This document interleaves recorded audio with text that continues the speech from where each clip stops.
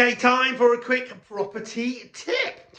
And that is, when is a ceiling not a ceiling? So, you'll get what I mean in a second, because I'm in this property that I'm currently renovating, and the ceiling height was previously where that line of wood is.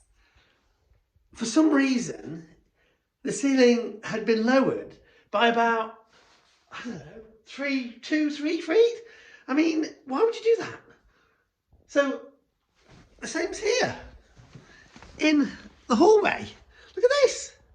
This is all a false ceiling. So when you're undertaking any renovation, okay, don't always assume that the ceiling is where it is, and it might be worth poking about a bit and seeing if you've actually got a bit more space above it, because it's free. Wow. You might have it in your house.